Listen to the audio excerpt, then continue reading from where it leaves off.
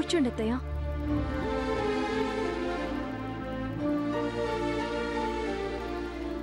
Coffee తీసుకొస్తాను. అవేం వద్దమ్మా, ముందు నువ్వు కూర్చో. నా మనసులో మాట నీకు చెప్పి నీ నిర్ణయం చెప్పాక నా గుండెలో భారం దిగితే అప్పుడు కాఫీ గురించి ఆలోచిద్దాం. కూర్చో అమ్మా.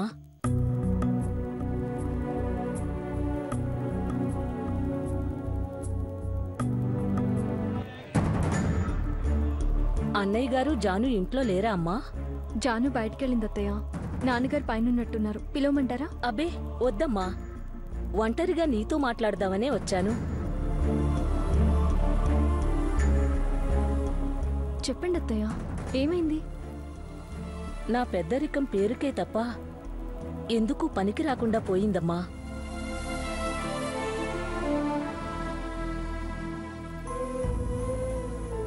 కాని ఇప్పుడు నా పెద్దరికంతోనే ఒక నిర్ణయం తీసుకోవలసిన పరిస్థితొచ్చింది.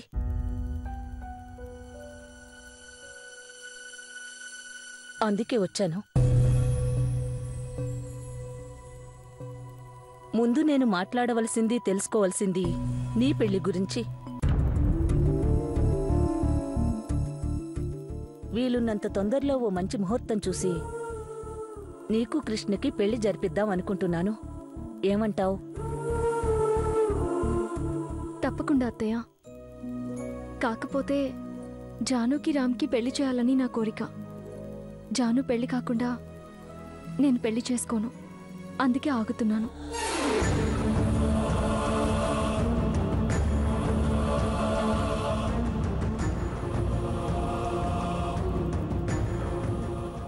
జరగని దాని గురించి ఎందుకమ్మా తాపత్రయపడుతున్నావు?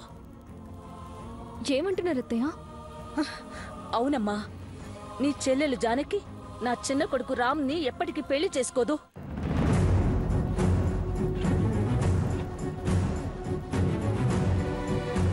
అలా అనొద్దత్తయ్య. జానుకి రామ్ మీద మంచి అభిప్రాయం ఉంది. తప్పకుండా రామ్ని పెళ్లి చేసుకుంటుంది. నువ్వదే అర్థం చేసుకోలేకపోతున్నావమ్మా. జానుకి రామ్ మీద అభిప్రాయం మాత్రమే ఉంది, ఇష్టం లేదు.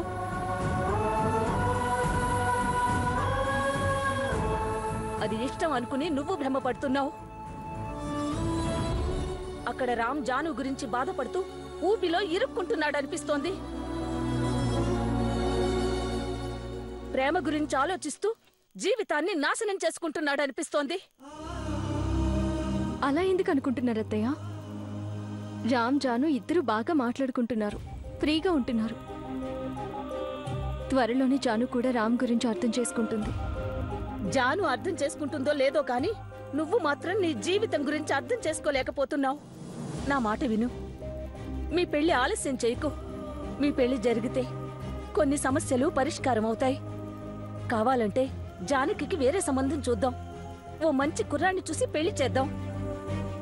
లేదత్తయ్య, జాను పెళ్లి రామ్తోనే జరగాలి. మా రెండు పెళ్లిళ్ళు ఒకేసారి జరగాలి.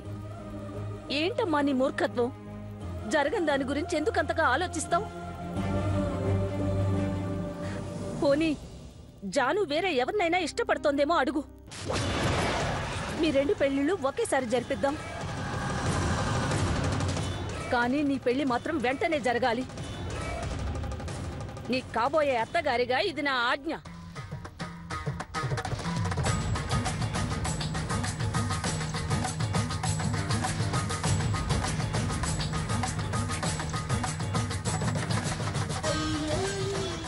క్షమించండి అత్తయ్య, దాని మనసులో ఎవరూ లేరు.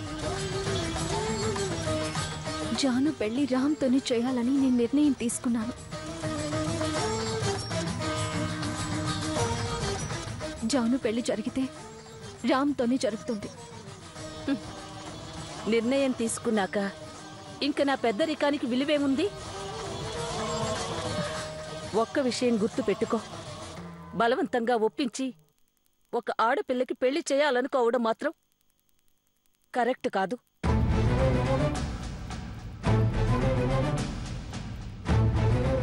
అది కదత్తయ్య. నువ్వింకేం చెప్పొద్దమ్మా. కాని ఒక్క విషయం గుర్తు పెట్టుకో. కృష్ణ నీతో మాట్లాడిన విషయం నాకు తెలుసు. వాడు రామ్కి వేరే సంబంధం చూసి పెళ్లి చెయ్యాలని గట్టి పట్టుదలతో ఉన్నాడు. నువ్విలాగే మొండి పట్టుదలతో కూర్చుంటే తరువాత ఏదైనా జరగరాని అనర్థం జరిగితే అది నా బాధ్యత కాదు.